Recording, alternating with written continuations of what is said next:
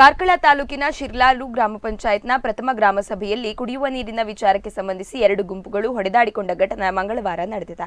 ಸಭೆಯಲ್ಲಿ ಮಂಡ್ಲಿ ಗ್ರಾಮದ ಮಹಿಳೆಯೊಬ್ಬರು ಕುಡಿಯುವ ನೀರು ಒದಗಿಸುವಂತೆ ಮನವಿ ಮಾಡಿದ್ದರು. ಇದಕ್ಕೆ ಸ್ಥಳೀಯ ಪಂಚಾಯತ್ ಸದಸ್ಯ ಸುಜಿತ್ ಕುಮಾರ್ ಶೆಟ್ಟಿ ಎಂಬವರು ಆಕ್ಷೇಪ ವ್ಯಕ್ತಪಡಿಸಿದ್ದು, ತಮ್ಮ ಮನೆ ಕೇಸ್ನಲ್ಲಿರುವ ಕಾರಣ ನೀರಿನ ಸಂಪರ್ಕ ನೀಡಲು ಸಾಧ್ಯವಿಲ್ಲ ಎಂದು ಹೇಳಿದ್ದಾರೆ. ಈ ವೇಳೆ ಗ್ರಾಮಸ್ಥರ ಮಧ್ಯೆ ಎರಡು ಗುಂಪುಗಳಾಗಿ ಮಾರ್ಪಟ್ಟಿದ್ದು, ಮೂಲಭೂತ ಸೌಕರ್ಯವಾದ ನೀರಿನ ಸಂಪರ್ಕ ನೀಡದಿರುವ ಕಾರಣ ಮಾತಿಗೆ ಮಾತು ಬೆಳೆದು ಪರಸ್ಪರ ಹೊಡೆದಾಡಿಕೊಂಡಿದ್ದಾರೆ ಎನ್ನಲಾಗಿದೆ.